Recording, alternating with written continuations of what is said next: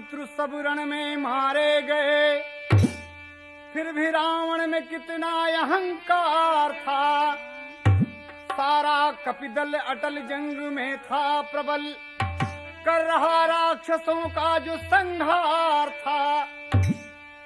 कोई भाई न बेटे बचे जंग में, बस बचा केवल अभिमानी लंकापति। अंत रावण का बिल्कुल निकट आ गया, कर दिया राम ने उसकी अंतिम गति।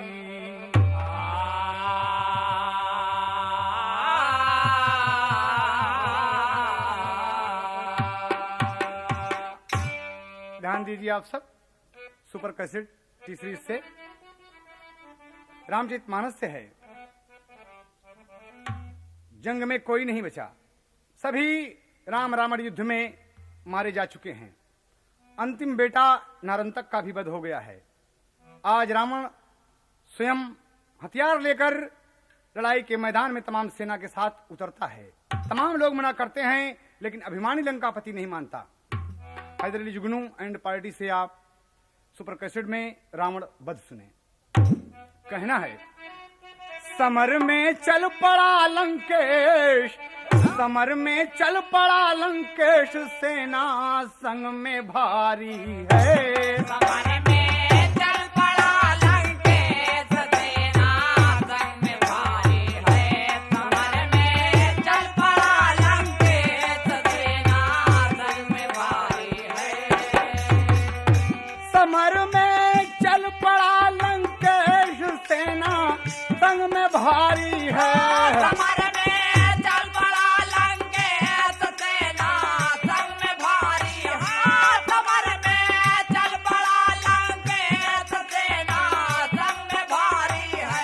अब शगुन होते बहुत तेरे, अब शगुन होते बहुत तेरे, तनिक ना मन बिचाई है। सगुन होते बहुतेरे, तनिक नाम बिचारी है। सगुन होते बहुतेरे, तनिक नाम बिचारी। आया सगुन होते बहुतेरे, तनिक नाम बिचारी। आया सगुन होते बहुतेरे, तनिक नाम बिचारी है। सगुन होते बहुतेरे, तनिक नाम बिचारी है। सगुन होते बहुतेरे, तनिक नाम बिचारी है। यकीन कीजिए आप, तमाम अशकुन होते हैं, लेकिन दस्कंधर नहीं मानता है। कहना पड़ा कवि का, काल सर पर चढ़ा मड़रा रहा है लंका में। काल सर पर चढ़ा मड़रा रहा है लंका। काल सर पर चढ़ा मड़रा रहा है लंका पर। सभी समझा रहे हैं अनहोनी की शंका में। गीदड़ी और गिद्ध के कुशब्द वहाँ होने लगे, कुत्ते भी ऊंचे ऊंचे स्वर में वहाँ रोने लगे। वीरों के हाथों से हथियार छूटे जाते हैं, हाथी घोड़े भी विकट शोर तब मचाते हैं। हत्यारोही रथी पैदल सवार जाने लगे, अब शगुन देख कर सब मन ही मन पछताने लगे। बहादुर जा रहे हैं, लेकिन अब शगुन देखकर गीदड़ कुत्ते तमाम तरह तरह की बोलियां बोल रहे हैं, ऊंचे ऊंचे सुर में रो रहे हैं। सबका मन हिचक रहा है रण क्षेत्र में जाने से। तो दस्कंधर कह रहा है कि जिसको भागना हो अभी भाग जाओ। अगर मैंने राम से रार किया है तो मैं उत्तर भी उन्हें दूंगा। कहता है, त्रैलोक के विजयी हूँ मैं, वीरता दिखा दूंगा। और तपस्वी राम को दुनिया से मैं मिटा दूंगा। तपस्वी राम को दुनिया से मैं मिटा दूंगा। तपस्वी राम को दुनिया से मैं मिटा दूंगा। तपस्वी राम को दुनिया से मैं मिटा दूंगा। तपस्वी राम को दुनिया से मैं मिटा दूंगा। बजी रण भेरी रावण ने सभी वीरों को ललकारा। वज्रण भेरी रावण ने सभी वीरों को ललकारा। बंदरों को चबा डालो, बंदरों को चबा डालो, यही आज्ञा हमारी है। बंदरों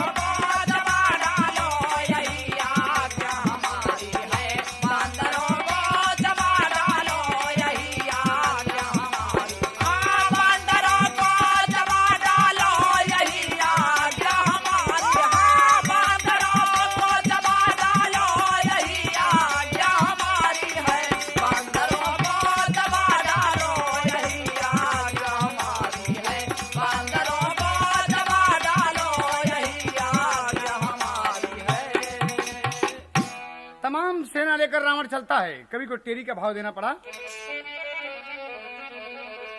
जूझेला रणधीर जंग में, अरे जूझेला रणधीर जंग में, अवनी अंबर कांपे लड़े वीर से वीर। जूझेला रणधीर जंग में, अवनी अंबर कांपे लड़े वीर से वीर। जूझेला रणधीर जंग में, अवनी अंबर कांपे लड़े वीर से वीर। जूझेला रणधीर जंग, ओ रणधीर जंग में रणधीर।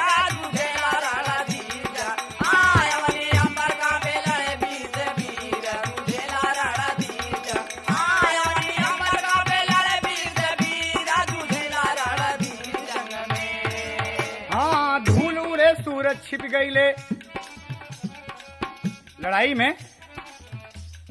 धूल उड़े सूरज छिप गईले, भरी दोपहरी में अंधियार। सागर क्षुभित देख कर सेना, पर्वत के मन दुखी अपार। सिंहनाद कर वीर दहाड़े, वीर से वीर लड़े ललकार। बिछी लाश पे लाश समर में, बिछी लाश पे लाश समर में, बहने लगी रक्त की धार। बिछेला सपेला समर में, बहने लगी रक्त की धार। बिछेला सपेला समर में, बहने लगी रक्त की धार। बहने लगी रक्त की धार, ओ बहने लगी रक्त की धार। बिछेला सपेला समर में, बहने लगी रक्त की धार। बिछेला सपेला समर में, बहने लगी रक्त की धार। महासंग्राम हो रहा है। दोनों दल, कपिदल और रावण दल आमने सामने डटे हुए हैं। वीरों से वीर लड़ रहे हैं। कहना हुआ, महाप्रलय मच गया जंग में, प्रबल काल के काल।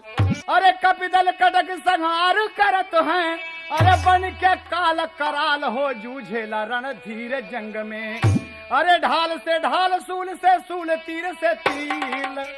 रणधीर जंग में, आधार से धार, दूर से दूर, तीर से तीर। लड़ेला रणधीर जंग, आधार से धार, दूर से दूर, तीर से तीर। लड़ेला रणधीर जंग, ओ रणधीर जंग में रणधीर। जूझेला रणधीर जंग, आधार से धार, दूर से दूर, तीर से तीर। जूझेला रणधीर जंग, अवनी अंबर कांपे लड़े वीर से वीर। जूझेला रणधीर जंग में। अजीब लड़ाई होती है। वीर रस का भाव है यहाँ पर। झूमर में कभी को देना पड़ा। कड़क कर बोल पड़ा महान, कड़क कर बोला वीर महान। खड़ा है 10 कंधर बलवान। गिर गए बड़े बड़े शैतान, घोर अन्यायी जंग में। दौड़े अंगद यौ हनुमान, लक्ष्मण हने बान पे बान।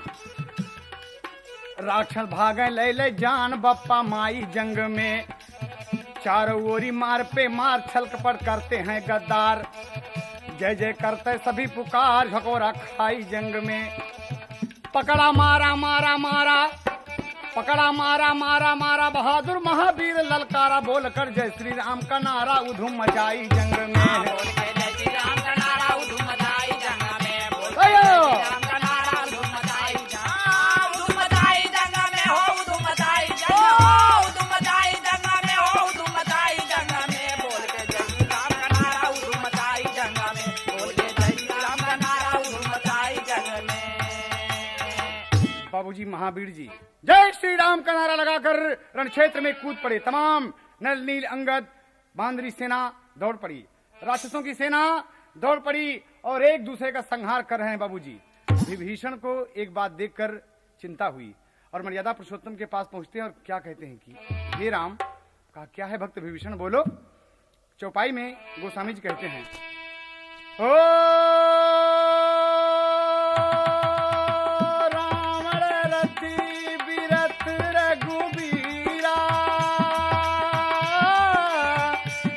विभीषण भय अधीरा। राम सिया राम सिया राम, जय जय राम। राम सिया राम सिया राम, जय जय ओ राम। कप्रीत उरु भाषण देहा, बन सहित स्नेहा। राम सिया राम जय जय राम। राम सिया राम जय जय राम। बाबूजी, विभीषण बोले कि हे नाथ, रावण के पास रथ है और कवच भी है, आपके पास न रथ है न कवच है। आप इस महाबली से कैसे लड़ेंगे प्रभु, इसे कैसे जीतेंगे? भगवान हंसकर बोलने लगे। मर्यादा पुरुषोत्तम क्या कहते हैं, सुपर कैसेट से आप देखें। शौरज धीरज तेहि रथ चाका, सत्यशील दृढ़ ध्वजा पताका। राम सिया राम जय जय राम। राम सिया राम जय जय हो राम। बल विवेक दम परहित घोरे, क्षमा दया सत जुग रजुरो रे। राम सिया राम जय जय राम। राम सिया राम जय जय हो राम। ईश भजन सारथी सुजाना, विरति चरम संतोष कृपाना। राम सिया राम जय जय राम। राम सिया राम जय जय हो राम। दान परसु बुद्धि शक्ति प्रचंडा, वर विज्ञान कठिन को दंडा। राम सिया राम जय जय राम। राम सिया राम जय जय हो राम। संयम नियम शिली मुख नाना, अमलय चल सन तूण समाना। राम सिया राम जय जय राम। राम सिया राम जय जय राम। राम सिया राम जय जय राम। राम सिया राम जय जय राम। राम सिया राम जय जय हो राम। कवच अभेद विप्र गुरु पूजा, यही सम विजय उपायन दूजा। राम सिया राम जय जय राम। राम सिया राम जय जय राम। राम सिया राम जय जय राम। राम सिया राम जय जय राम। राम सिया राम जय जय राम। कहते हैं ये सखा, ऐसा रथ जिसके पास है, जैसा कि चौपाई में कहा गया, इस प्रकार का रथ जिसके पास है, इससे सिवा विजय का कोई दूसरा उपाय नहीं है। विभीषण की शंका मिट गई कि प्रभु आप धन्य हैं, अवश्य आप विजयी होंगे। विभीषण की जब शंका मिट गई, रावण ललकारता है कि अरे युद्ध करो। तमाम लड़ाइयां हो रही बाबूजी, एक दूसरे को मार रहे हैं बाबूजी। और इस तरफ रावण उठाकर शक्ति बाण मारता है, जो लक्ष्मण के तन में लगा बाबूजी, लगा लक्ष्मण को, और लक्ष्मण धराशायी हो गए। कवि को कहना पड़ा बाबूजी, एक पत्ती पढ़ के मास्टर। बाण से रावण के तर्ज है तौबा, कैसे ये नादान घुंघरू पायल के। मूर्छित भये लखन बलवान, बाण से रावण के। मूर्छित भय लखन बलवान, बाण से रावण के। मूर्छित भय लखन बलवान, बाण से रावण के। बाण से रावण, बाण से रावण, बाण से रावण, बाण से रावण, बाण से रावण के। उठा कर ले आए हनुमान, बाण से रावण के। उठा के ले आए हनुमान, बाण से रावण के। उठा कर ले आए हनुमान, बाण से रावण के। लक्ष्मण मूर्छित राम जगावें, उठो तात हे तात। लक्ष्मण मूर्छित तात जगावें, उठो उठो हे तात।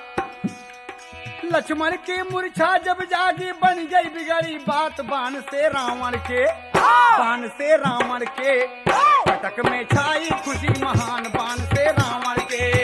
तन में छाई खुशी महान, बाण से रावण के। तन में छाई खुशी महान, बाण से रावण के।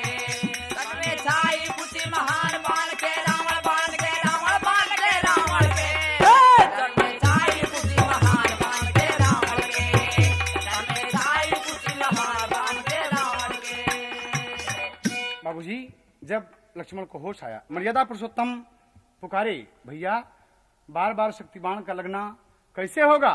भगवान के पुकारते लक्ष्मण जी आंख खोल दिए, शक्ति बाण का क्षय हुआ बाबूजी। और उसी वक्त सुमित्रा नंदन ललकार के जिंदगी में पहुंचते हैं और कहते हैं कि दशकंधर, आज तुझे पता चल जाएगा कि हम तपस्वी कैसे हैं। कहना है बाबूजी अंतरे में, धनुष बाण ले लखन जी पहुंचे दशकंधर के पास।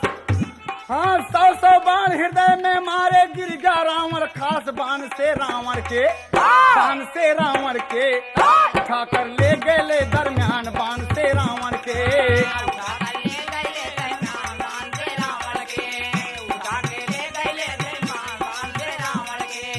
बाण से रावण, बाण से रावण, बाण से रावण, बाण से रावण, बाण से रावण के ले गए झट लंका दरमियान बाण से रावण के।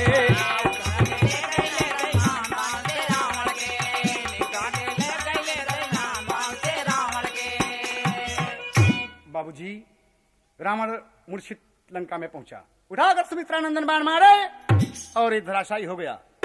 जब पहुंचता है बाबूजी और उसे जब होश आती है, बिगड़ने लगा कि रे मूर्खो, अपनी सेना को तो मुझे यहां उठाकर ले आए। उसी वक्त विजय यज्ञ करता है बाबूजी उठकर, विभीषण राम से बताए कि विजय यज्ञ महाराज अगर पूरा हो गया तो रावण जीता नहीं जाएगा। बंदरों को भेजकर मर्यादा पुरुषोत्तम उसका यज्ञ विध्वंस कराएं। कवि को कहना पड़ा बाबूजी, उसी वक्त जब देखता है रावण कि यज्ञ मेरा भंग हो गया, तभी वो जीने की आशा त्याग दिया और धनुष बाण मुग्धर कटार लेकर दौड़ पड़ा। क्या कहता है उड़ान में, क्रोध में रावण चला वहां से छोड़ जीवन की आशा। अरे अपशगुन होते अनेक मगर सर चढ़ा काल का पासा हो, जूझेला रणधीर जंग में। अरे राम रावण की लड़ाई होती है आखिर, जूझेला रणधीर जंग में। राम रावण की लड़ाई होती है आखिर, जूझेला रणधीर जंग। राम रावण की लड़ाई होती है आखिर, जूझेला रणधीर जंग।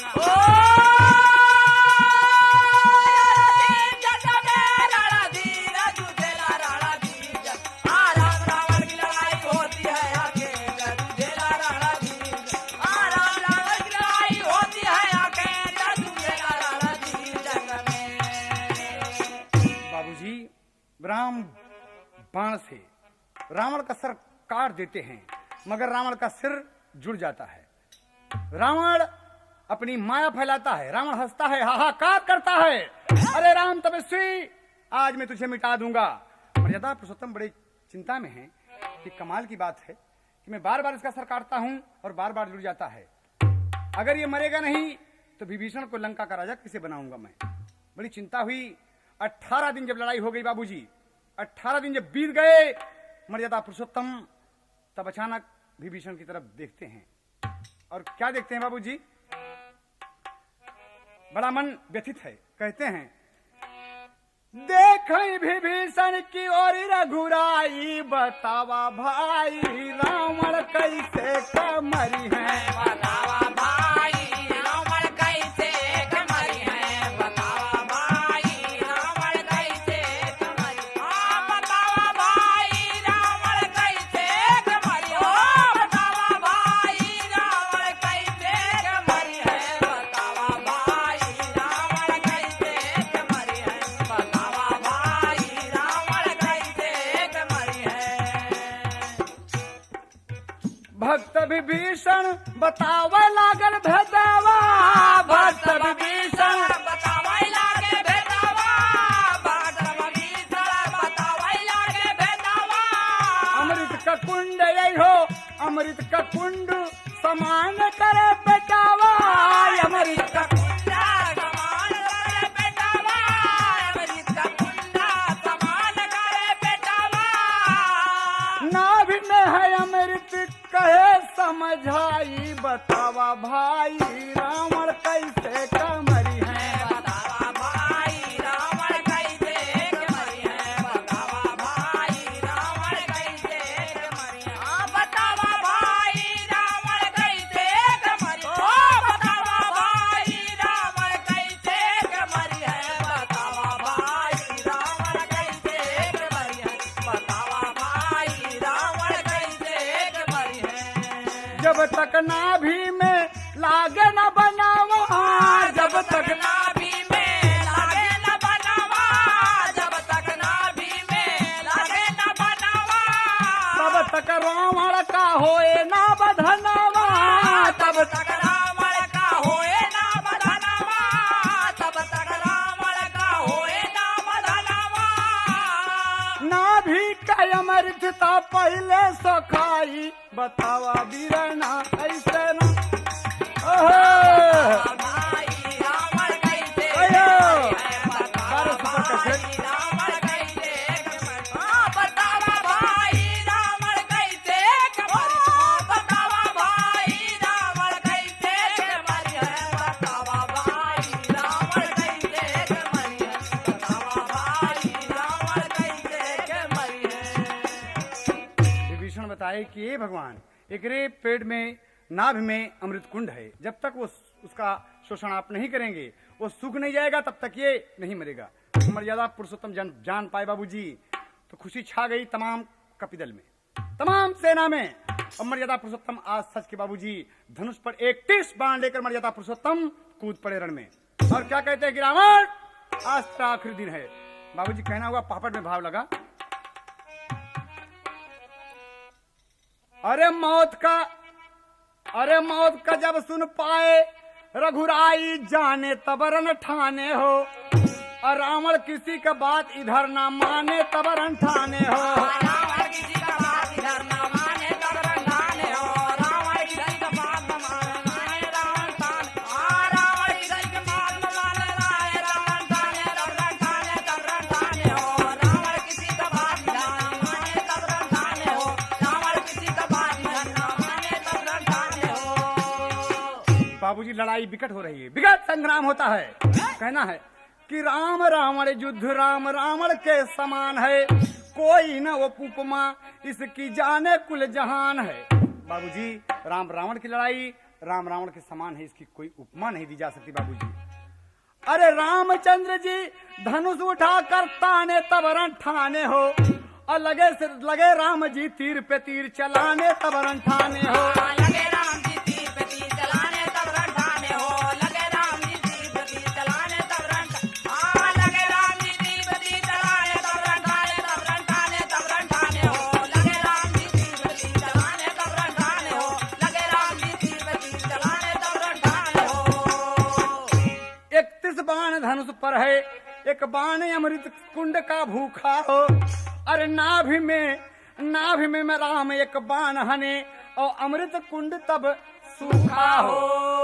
एक बाण उठाकर 31 बाण में से रावण की नाभि में मारा और उसका अमृत कुंड सूख गया बाबूजी। और देखिए अरे 20 बाण तब 20 भुजा पहचाने तब रण ठाने हो, और 10 सर से 10 मुख तब लगा ठिकाने रम रण ठाने हो।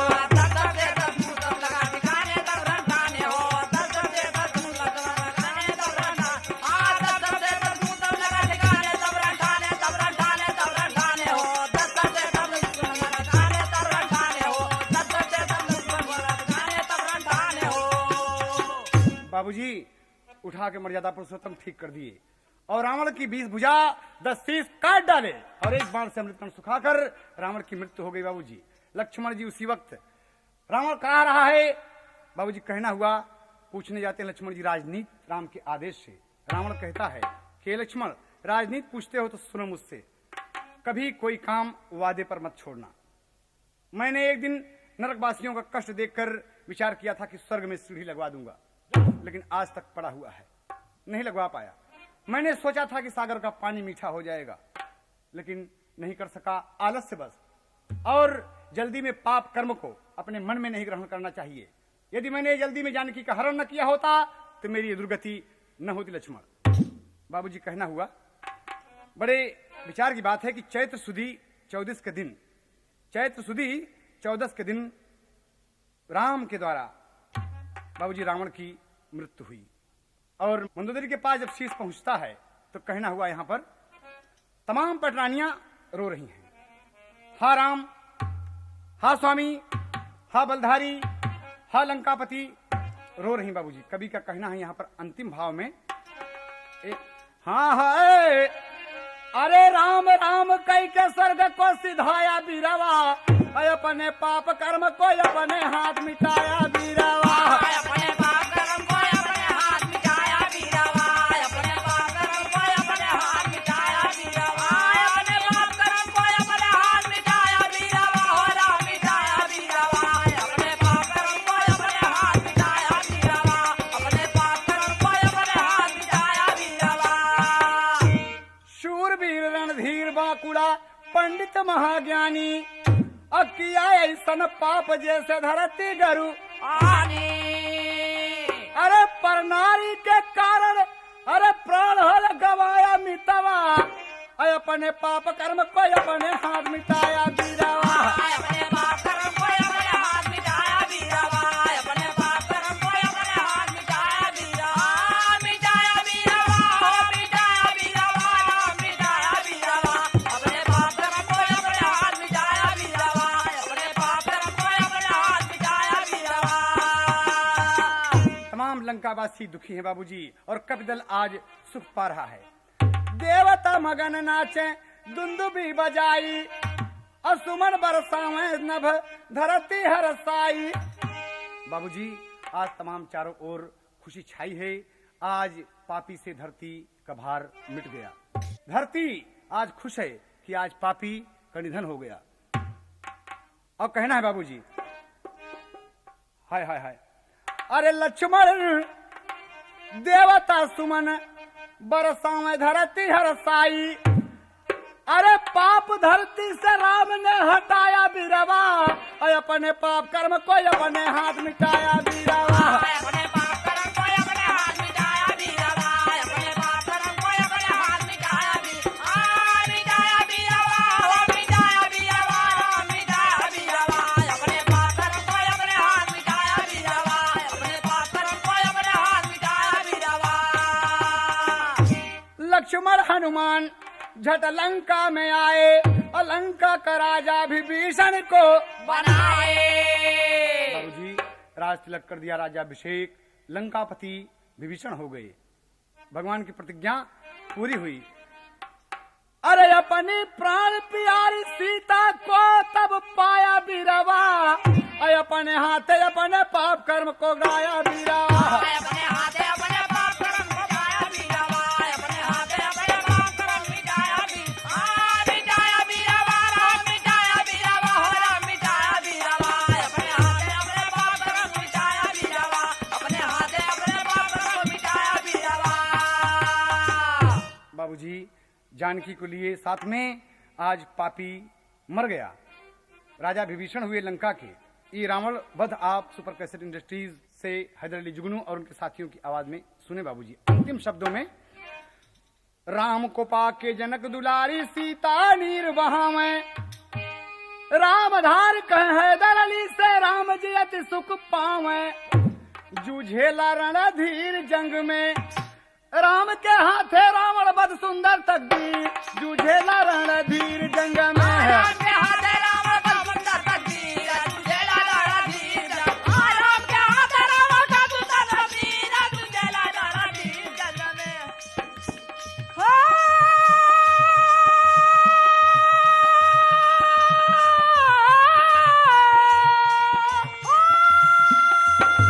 अरे जिया बटवा 12 इलाहाबाद सुपर कैसेट का ये कमाल है। जंग में रणधीर, जूझेला रणधीर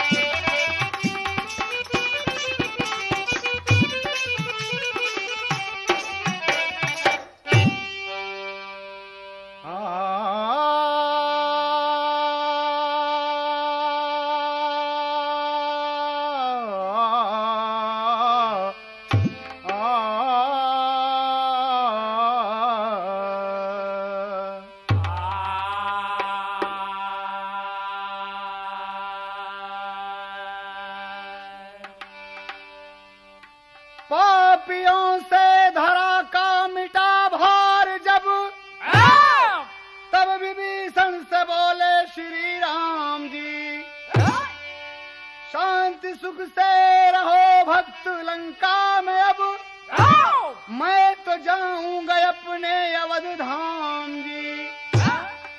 याद भाई भरत की सताती मुझे, अब भरत बिन रहना गंवारा नहीं। मेरे जाने की तैयारी कर दीजिए, भाई से बढ़कर है कोई प्यारा नहीं।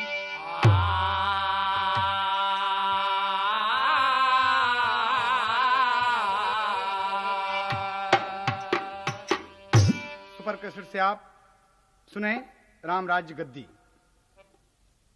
लंकापति दशानन का वध मर्यादा पुरुषोत्तम के हाथों हुआ। विभीषण को राज तिलक किए। आज मर्यादा पुरुषोत्तम भक्त विभीषण से क्या कहते हैं कि ये भाई, अब मैं यहां एक पल नहीं रुक सकता। कहा नाथ चलकर मेरा घर तो पवित्र कीजिए। कहा मुझे भरत भैया की याद आती है। और मर्यादा पुरुषोत्तम भक्त विभीषण से क्या कहते हैं, हमारा मन मां भरत जी बसल हो सखा, हमारा मन मां भरत जी बसल हो सखा। अब अवध में मिलन आता होई बकरी, हमारा मन में भरत जी बसल हो सखा, हमरा मन में भरत जी बसल हो सखा। अब अवध में मिलन आता होई बकरी, हमरा मन में भरत जी बसल हो सका। अब अवध में मिलन आता होई बकरी, हमरा मन में भरत। हमारा मन मां भरत जी बसल हो सखा। अब अवध में मिलन तो होई बकरी। हई पतझड़ बहार बन के नची है सखा, हई पतझड़ बहार बन के नची है सखा। दोनों नैना समान माता होई बकरी। हई पतझड़ बहार बन के नची है सखा। अरे सुपर कैसेट। पतझड़ बहार बन के नची है सखा। दुइयों नैना समान माता होई बकरी। हई पतझड़ बहार बन के नची है सखा। दुइयों नैना समान माता होई बकरी। हई पतझड़ बहार। पूजे 14 बरस से चरण पादुका, मेरा भैया भरत जैसा कोई नहीं। हमके पाके भरत धन्य होई हैं सखा, हमके पाके भरत धन्य होई है सखा। पूरा हमारा सपना माता होई बकरी।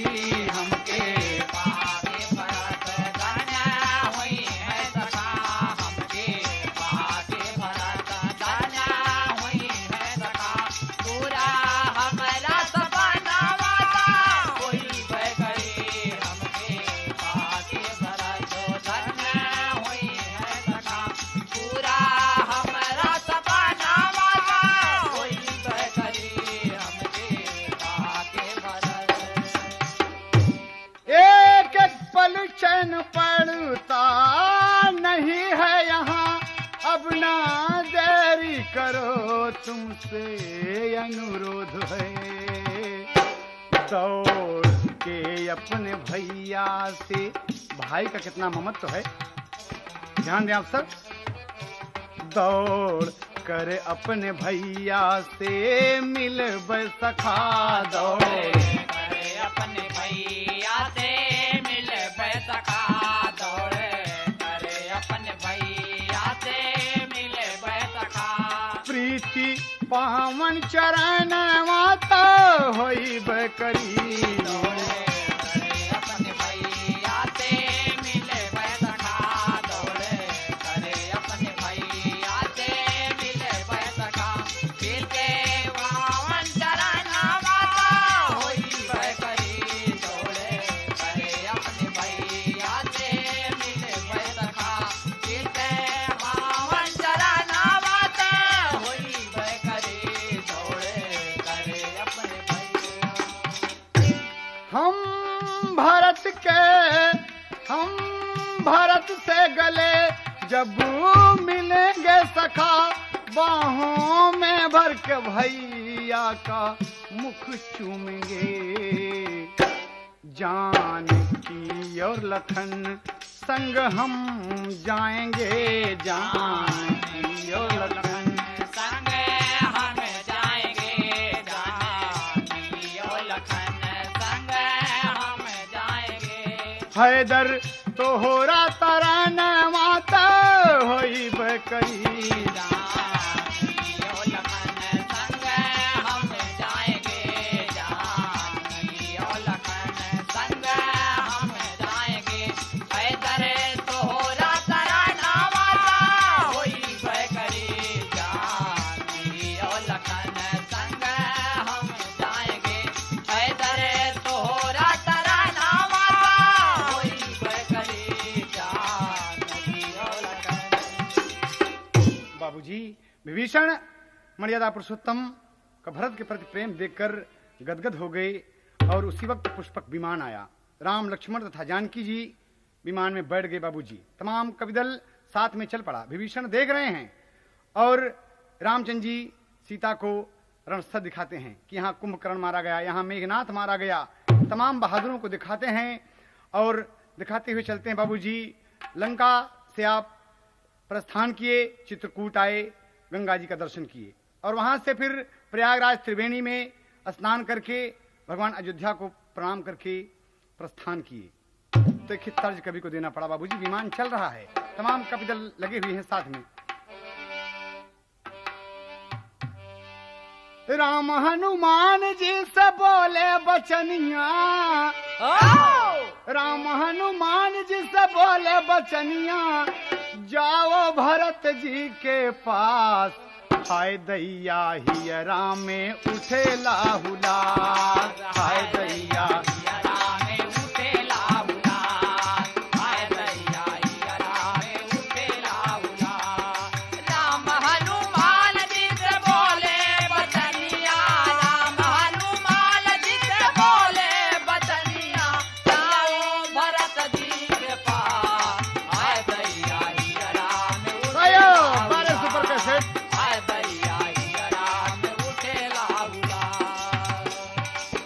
भाई भरत के खबरिया जनाएदा, हमरे यवनवा के बतिया बताएदा, हमारे यवनवा के बतिया बताएदा, हमारे यवनवा के बतिया बताएदा।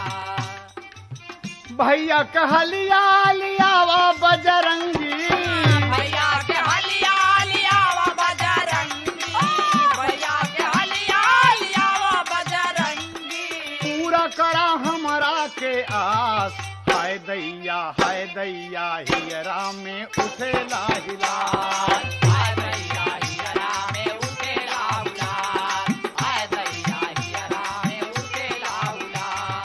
राम हनुमान जी के बोले बचनिया, राम हनुमान जी से बोले बचनिया, आ जाओ भरत जी के पास, हाय दैया हियरा में उठे लाहुला, हाय दैया हियरा में उठे लाहुला।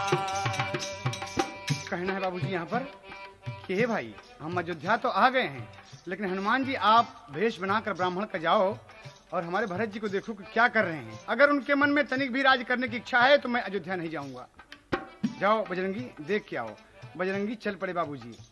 सुन के बचन हनुमान चली गईले, सुन के बचन मान चल गई ले, सुन के वचन हनुमान चल गई ले।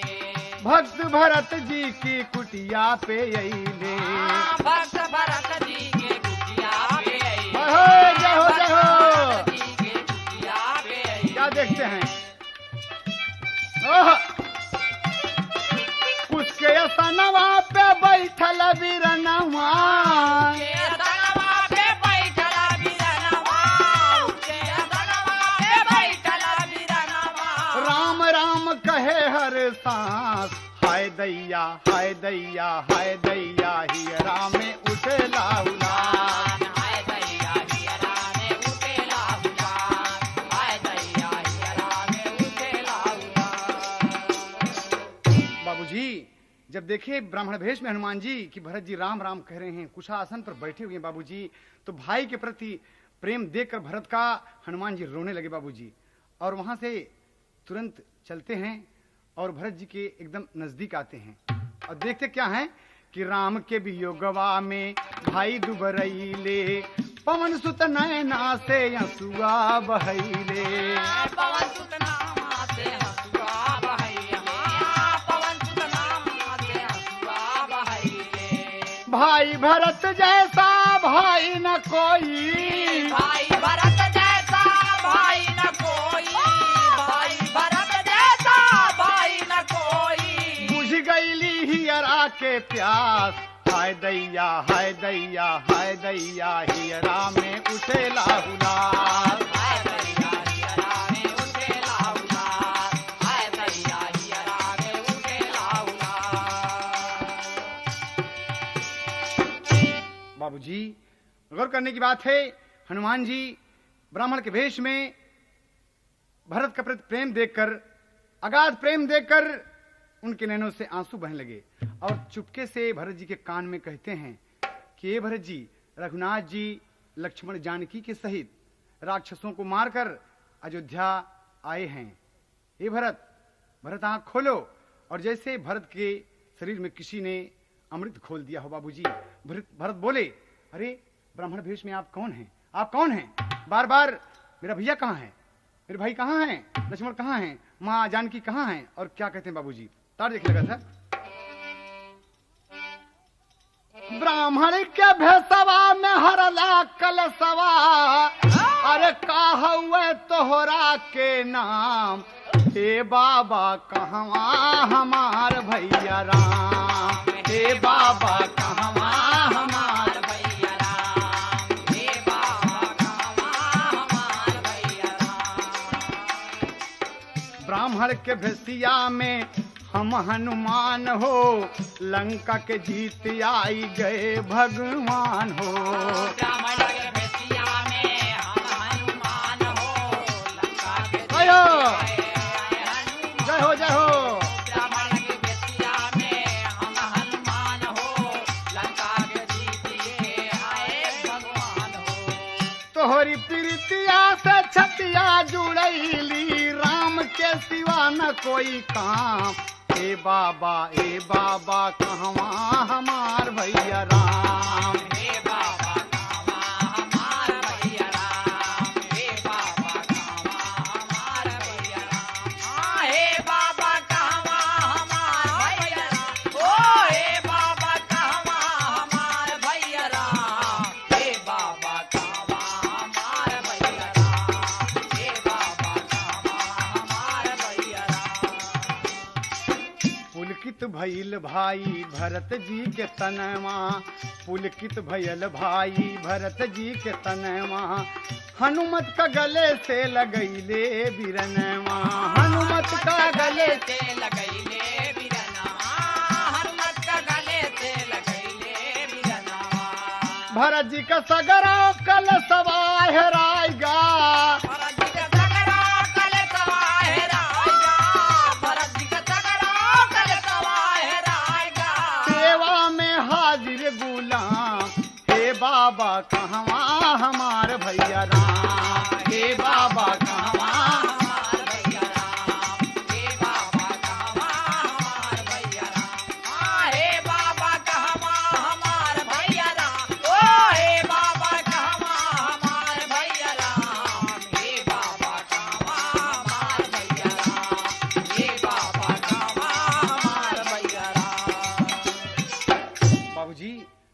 को 4 दुख थे। रघुनाथ जी के ना आने का पहला, दूसरा शत्रु की लड़ाई का, तीसरा माता जानकी के हरण का, और चौथा भाई लक्ष्मण के शक्ति लगने का। सो महावीर जी के वचन सुनकर कि मर्यादा पुरुषोत्तम आ रहे हैं, 4 दुख मिट गए बाबूजी। भरत जी कुशल पूछ रहे हैं, मारे खुशी में पूछ रहे हैं कि हमारे भैया कैसे हैं, माँ जानकी कैसे हैं।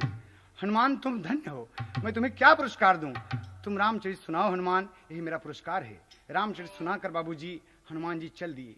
हनुमान जी चल दिए और भरत जी इधर आकर तमाम लोगों से बताते हैं। और इधर भगवान जब देखे हनुमान को तो खुश हो गए, और जब पूछे कि मेरे भरत भैया, कहा महाराज आपके प्यार में व्याकुल हैं, कुशासन पर आपके भैया रो रहे हैं, आपके देखने के लिए तरस रहे हैं, उन्हें राज्य की कोई लालसा नहीं है। भगवान प्रसन्न हुए, आशीर्वाद देकर क्या कहते, कभी को टेरी के भाव देना पड़ा। व्याकुल है रघुराई मन में, अरे कतनी जल्दी पहुंची मिले भरत मोर भाई। व्याकुल है रघुराई मन में, कितनी जल्दी पहुंचे मिले भरत मोर भाई। व्याकुल है रघुराई मन, कितनी जल्दी पहुंचे मिले भरत मोर भाई। व्याकुल है रघुराई मन, ओ रघुराई मन में रघुराई। अरे सुपर कैसे कितनी जल्दी पहुंचे प्रयागराज का कमाल हो सुपर कैसे से।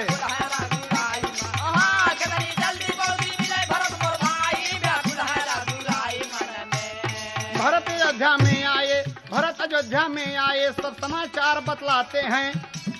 माता सहित रानियां भी से गुरु को शीश झुकाते हैं।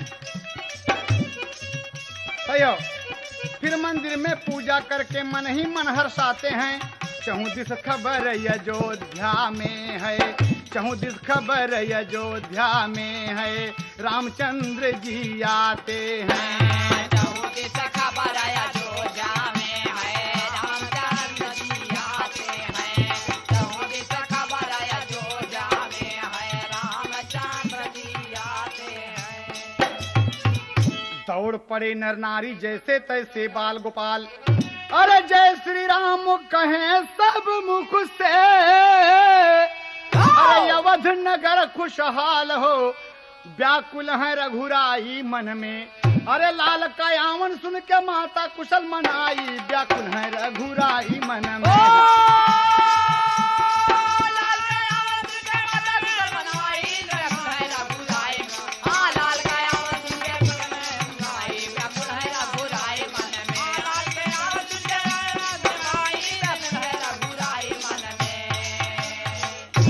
भरत जी मरे खुशी में जय श्री राम कहते हुए चले जा रहे। बाबू पूरे अयोध्या में खुशी छा गई।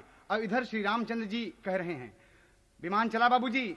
सुग्रीव, अंगद, विभीषण, सुनो ये मेरी पुरी है, मुझे अत्यंत पवित्र है, बहुत अच्छी लगती है सुग्रीव। और क्या कहते हैं, जन्म भूमि मम पुरी सुहावनी, उत्तर दिशि सरजू बहे पावनी। जो मज्जहि ते अरे बिनहि प्रयासा, मम समीप नर पावहि वासा। अति प्रिय मोहि यहाँ के वासी, मम धाम दापुरी सुख राशि। हर से कपि सुनि प्रभु की वाणी, धन्य धन्य जहि अवध बखानी। बाबूजी मर्यादा पुरुषोत्तम इस तरीके से विमान से उतर कर आ रहे हैं बाबूजी। और जब पहुंचते हैं आगे तो क्या देखते हैं, कभी को भाव देना पड़ा कहरवा में। दौड़े भरत और रघुरैया, एक तरफ से मर्यादा पुरुषोत्तम, एक तरफ से भरत दौड़ पड़े बाबूजी।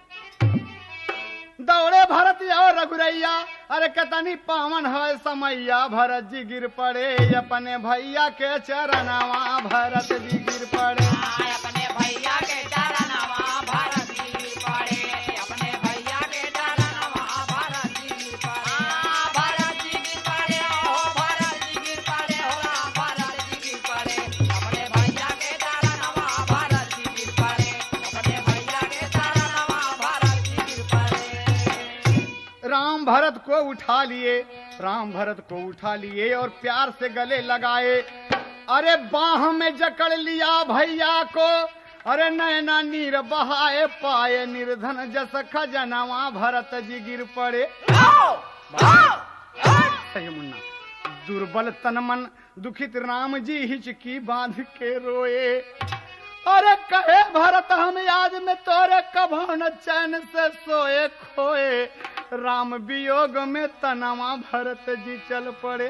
भैया हम आपकी याद में कभी नहीं सोए भैया, सुख से भैया को बार बार पकड़ के चूमते हैं, मुख चूमते हैं। रामचंद्र जी रो रहे हैं, बाबूजी नैनों से सावन बरस रहा है। सीता जी का चरण छुए वैदेही गले लगावे, अरे भारतीय लक्ष्मण मिल गई ले अवधपुरी सुख पावे पावे निर्धा जस नयन भरत जी गिर पड़े।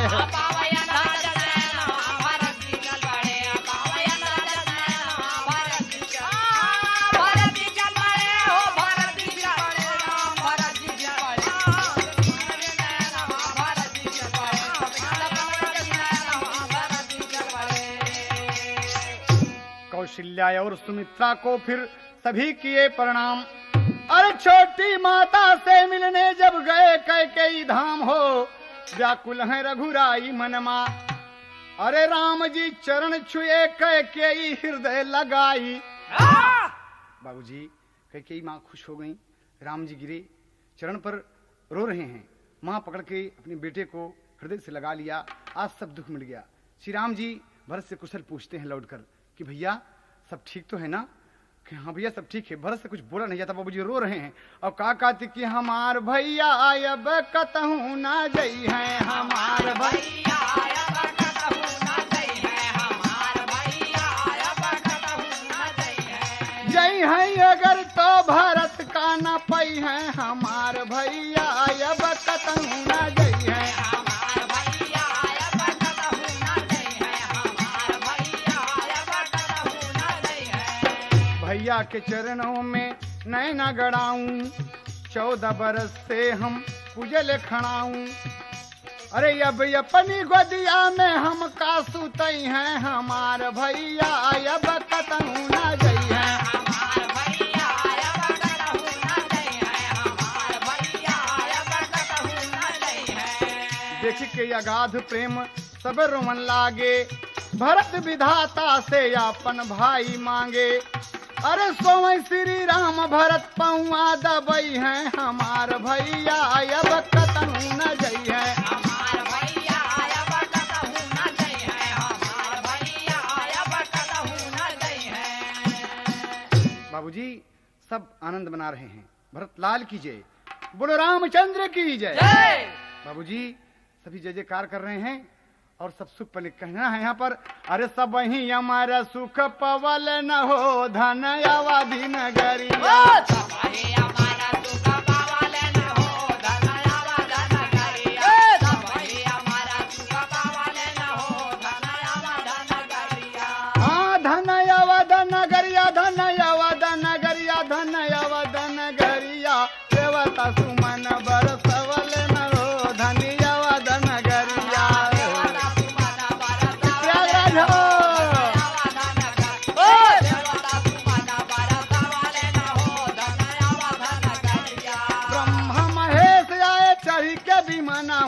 अवध में राम जी, अवध में राम जी के कर दर्शनवा। अरे मुनिगण, हाँ हाँ मुनिगण, अरे मुनिगण खुशिया मनावल न हो, धनी अवध नगरिया।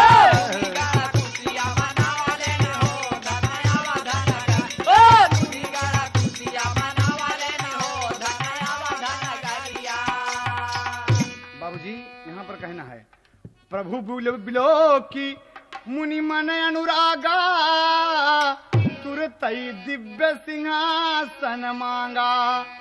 रवि सम तेज बरणी नहीं जाई, अब बैठे राम द्विजन शिर नाई। बाबूजी भरत जी यह बात सुनकर खुश हो गए। सभी विचार करके सिंहासन मंगवाए, रामचंद्र जी का अभिषेक कराए। सास लोग आप वैदेही को स्नान करवाती हैं बाबूजी, और नहला धुला कर जब सिंहासन पर बैठाए तो बहुत अच्छा लगा। और भरत जी क्या कहते हैं कि हे काठ खड़ाऊं, हे काठ खड़ाऊं, धन्य धन्य तोरी तकदीर है। हे काठ खड़ाऊं, धन्य धन्य तोरी तकदीर है। हे काठ खड़ाऊं, धन्य धन्य तोरी तकदीर है। काठ कठौता काठ नमरी नमरिया काठ खड़ाऊं रामा, काठ खतौटा काठ नमरिया काठ, हमारा कहिया राम में धीर है खाट कड़ाऊं, धन धन तोरी तकदीर है काट कड़ाऊं। धन तोरे तकदीर है काट खड़ाऊं, धन धन तोरे तकदीर है। जनक सुता समेत रघुराई, देखी प्रहर से मुनि समुदायी, वेद मंत्र तब द्विजन उचारे, नभसुर मुनि जय जयति पुकारे। बाबूजी प्रथम ही तिलकी वशिष्ठ मुनि कीन्हा, पुनि सब विप्रन आयुष दीन्हा, असुरति बिलोक की हर सही महतारी, बार बार आरती उतारी। कौशल्या जी आज बहुत खुश हैं बाबूजी, मर्यादा पुरुषोत्तम राजगद्दी पाए, भरत भैया पांव दबा रहे हैं, लक्ष्मण दबा रहे हैं, शत्रुघ्न खड़े हुए हैं, आनंद मना रहे, विभीषण, हनुमान, अंगद, नलनील, सुग्रीव, जामवंती, प्रेम देखकर बाबूजी सबके आंख छलक पड़े खुशी से, सभी खुश हैं। और बाबूजी यही बात माँ कौशल्या कहती हैं कि हमारे भैया कितना दुख के साथ आए, सीता को देख रही हैं। अंतिम शब्दों में कहना पड़ा बाबूजी, एक पत्ती वाला मास्टर, हाय अरे तीनों लोक मगन हर मन हर्षित, रस विभोर होई गवा, अरे सीताराम सिंहासन बैठे चौमुख सोर होई गवा। सीताराम सिंहासन बैठे चौमुख सोर होई गवा, सीताराम सिंहासन बैठे चौमुख सोर होई, सोर होई गवा, ये हो सोर होई गवा, राम हो सोर होई गवा, सीताराम सिंहासन बैठे चौमुख सोर होई, सीताराम सिंहासन बैठे चौमुख सोर होई गवा। राम के सर मुकुट बंधा नाचे अप्सराएं, लक्ष्मण भरत हनुमान हर्षाएं, अरे राम मुख ताक सब मनवा चकोर होई गवा, सीताराम सिंहासन बैठे चौमुख सोर होई गवा। सीताराम सिंहासन बैठे चौमुख सोर होई गवा, सीताराम सिंहासन बैठे चौमुख सोर होई गवा, सोर होई गवा, ये हो सोर होई गवा, राम हो सोर होई गवा, सीताराम सिंहासन बैठे चौमुख सोर होई गवा, सीताराम सिंहासन बैठे चौमुख सोर होई गवा। ऐसी शोभा है बाबूजी, हम तुच्छ कभी क्या भी बखान कर सकते हैं बाबूजी। सरस्वती शेष वेद का करें बखान हो, और आजा राम सबके देखें एक ही समान हो, अरे 14 वर्ष अंधियारी अब ये जोर होई गवा, सीताराम सिंहासन बैठे चौमुख सोर होई गवा। सीताराम सिंहासन बैठे चौमुख सोर होई गवा, सीताराम सिंहासन बैठे चौमुख सोर होई गवा। अरे बारे सुपर कैसे जिया पे दबा, बारे प्रयागराज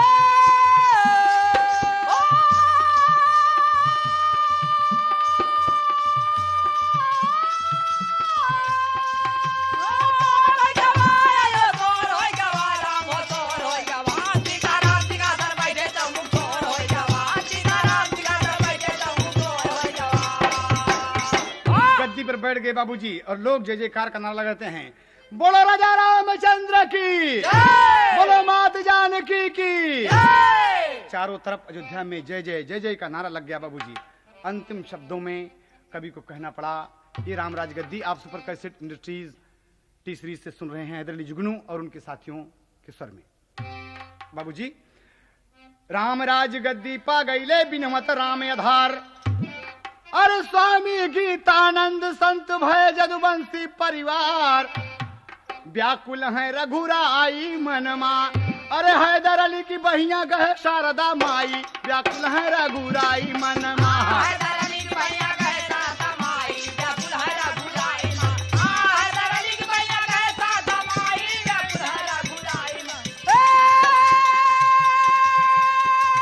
सुपर कैसेट दिया बेटा।